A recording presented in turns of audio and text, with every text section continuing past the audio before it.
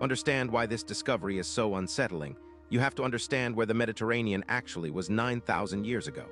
At the tail end of the last ice age, sea levels sat roughly 40 meters lower than they do today. The coast of what we now call Israel stretched kilometers further west.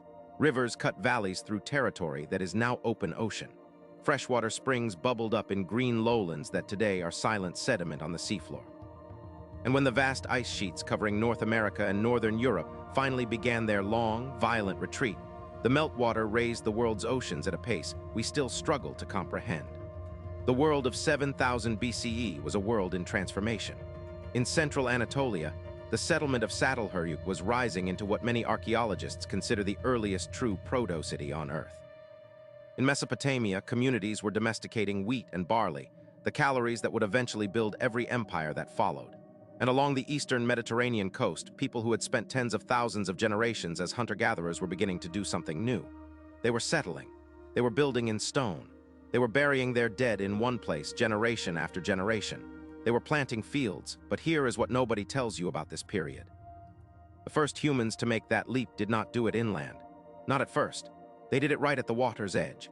Because in the early Holocene, the coast was the richest environment on Earth: abundant fish, abundant freshwater, mild temperatures, and easy trade with any village along the same shore. Which means our earliest chapters of settled civilization were written in exactly the places that were about to disappear beneath the sea. We will get to what killed Atlit-Yam in a moment, and the answer involves a mountain collapsing on an island 1,500 kilometers away. But first, you need to understand what these people actually built, because it is not what you were taught. Atlit-Yam was discovered in 1984, almost by accident. A marine archaeologist named Ehud Galilee was surveying a stretch of the Israeli coast for possible ancient shipwrecks. He expected to find Phoenician amphorae, maybe the ribs of a wrecked Roman merchant vessel. What he actually found was a house. A Neolithic house, its stone foundations still standing upright, exposed by winter storms that had pulled back the layer of sand that had hidden it for 8,000 years. If this is landing, save this video. You will want to come back to this one. Over the next 3 decades, systematic excavation revealed something unprecedented in the archaeological record. Atlit-Yam is not a temporary fishing camp. It is not a seasonal outpost. It is a fully developed village. Radiocarbon dating places its main occupation between roughly 6,900 and 6,300 BCE, squarely in what archaeologists call the pre-pottery Neolithic Sea period. The site covers about 40,000 square meters. That is larger than 5 football fields. What the divers found within that area rewrites the assumption that Neolithic coastal people were primitive. There are rectangular stone houses with paved courtyards between them. There are wells drilled straight down into the bedrock, some more than 10 meters deep, still lined with the original stones. There are storage pits filled with residue of wheat, barley, and flax. There are the bones of domesticated cattle, sheep, and goats. There are fish bones from gray triggerfish, a species that lives in deeper open water, meaning these people had organized boats, nets, and the sailing knowledge to work them. And along the shoreline of the ancient village, arranged in a semicircle around a freshwater spring, stand 7 megalithic stones, some almost 2 meters tall, some weighing more than a ton. The arrangement is unmistakably ceremonial. It is a shrine, and it was built 3,000 years before the first stone was raised at Stonehenge. 65 human skeletons have been documented at the site. Among them is one that changed medical history: the remains of a mother and her infant child, buried together with obvious care. Bone analysis showed lesions consistent with tuberculosis. It is the oldest confirmed evidence of TB anywhere on Earth, which means the earliest known case of a disease that would go on to kill more humans than any war in history is preserved at the bottom of the Mediterranean, in a village most people have never heard of. And here is where it gets counterintuitive. The people of Atlit-Yam were not surviving. They were thriving. They had domesticated animals, deep-sea fishing, sophisticated construction, freshwater on demand, and a spiritual life advanced enough to move multi-ton stones for ritual. They should have been the ancestors of everything that came after. So why does most of the human story simply forget them? For years, the assumption was that Atlit-Yam died the way most coastal Neolithic sites died, slowly, peacefully. Over centuries, as post-glacial sea levels rose and the tide gradually crept up the beach until the village was abandoned and forgotten. It is a comfortable story, and it is almost certainly wrong. In 2006, a team of Italian volcanologists led by Maria Teresa Persky published research on the eastern flank of Mount Etna, on the island of Sicily. Their conclusion was disturbing. Around 6,300 BCE, a date that falls almost exactly at the end of Atlit-Yam's occupation. A massive section of Etna's eastern flank collapsed into the Ionian Sea. The volume of rock and earth that slid into the water is measured in tens of cubic kilometers. The tsunami it generated would have raced across the eastern Mediterranean at the speed of a jet aircraft. Wave heights along the Israeli coast are modeled to have arrived within a few hours, cresting between 10 and 40 meters as they slammed into the ancient shoreline. Sediment cores taken from the seafloor around Atlit-Yam support the scenario. The village sits within a specific sedimentary layer that reads like catastrophic marine burial, not the slow accumulation you would expect from centuries of quiet submergence. Combined with modern bathymetric LIDAR surveys, which have mapped the surrounding seafloor with a resolution simply impossible even a decade ago, a clearer picture emerges. The wells were left with the ropes still in them. Storage pits were sealed with grain inside. Fish were left on drying racks. This was not an abandoned village. This was a village that was going about its day when the sea came for it. The mother and her child, buried together with care, may have been the last funeral this community ever held. Someone still had time to grieve. And then from the west, faster than anyone could run, the horizon rose. But that is only half the story.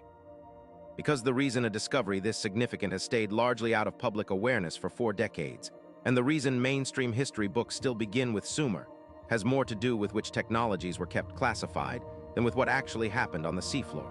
For most of the 20th century, underwater archaeology was treated as a novelty. Naval bathymetric surveys were classified for military purposes. High-resolution sonar was restricted. Airborne LIDAR, the same category of remote sensing now stripping tree cover off Maya cities in Guatemala and mapping the seafloor around Atlit-Yam, was originally developed for defense and only declassified for civilian archaeology in the last 2 decades. Which means, for the first real time in human history, we can actually see what lies beneath the shallow seas, and what lies beneath them is quietly rewriting the timeline of civilization. Along the coast of Gujarat, in India's Gulf of Combat, sonar surveys have identified geometric structures at depths corresponding to shorelines from before 7500 BCE. Off Cuba's Guanahacoibes Peninsula, similar features have been mapped at depths that were dry land only during the last glacial maximum. In the North Sea, an entire submerged landscape, known to researchers as Doggerland, is being surveyed year after year, revealing river valleys, prehistoric tool sites, and evidence that tens of thousands of people once lived on what is now open ocean between Britain and Denmark. Atlit-Yam is not an anomaly. It is a preview.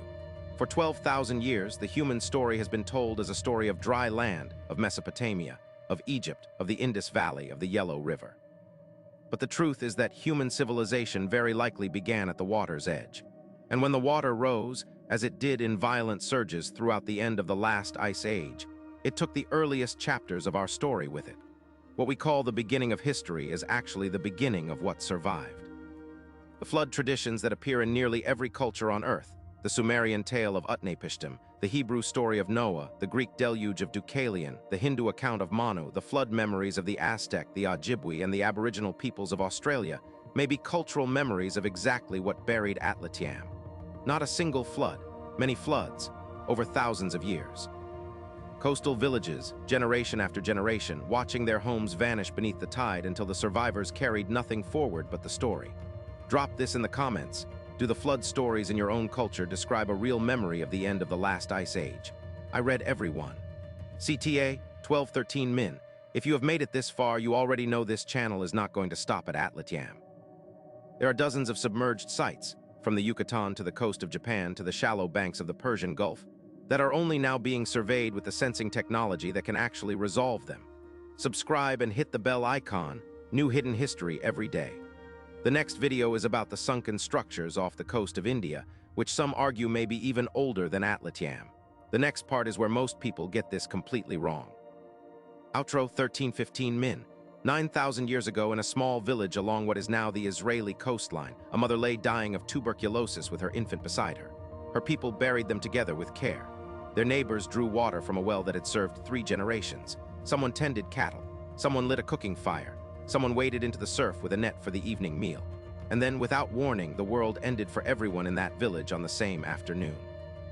Their settlement vanished so completely that for 8,000 years, no living human knew it had ever existed. That is the terrifying gift of what modern LIDAR and seafloor mapping is now returning to us. Not simply the location of Atlit-Yam, but the growing certainty that the human story is far older, far larger, and far more fragile than anything preserved in the oldest written texts. Every era believes it is the first to build something permanent. Every era is proven wrong by the one that came before. If this hit, my video on the submerged structures off the coast of India, where sonar has mapped features that may push the human timeline even further back than Atlit-Yam, will make even more sense now. 40 feet beneath the Mediterranean, off the coast of Israel, lies a village that was built 9,000 years ago, thousands of years before written history says settled civilization began. It is called Atlit-Yam, and modern bathymetric LIDAR and seafloor mapping are finally revealing the full scale of what it was, how it lived, and how it died in a single catastrophic afternoon. In this documentary, we follow the discovery of Atlit-Yam from its accidental 1984 find, through its megalithic stone shrine older than Stonehenge, to the tsunami hypothesis that connects its destruction to the collapse of Mount Etna 1,500 kilometers away. Along the way, we ask what other lost coastal civilizations still lie beneath the shallow seas, and why humanity's earliest chapters may have been written at the water's edge, right where they were destined to be erased. Timestamps: the village that should not exist 00, 45 the world before Atlit-Yam 03, 00 the 1984 discovery 06, 00 what killed the village 09, 00 the submerged legacy 12, 00 subscribe for more hidden history 13, 00 the lesson history nearly lost ancient history lost civilization underwater archaeology Atlit-Yam LIDAR.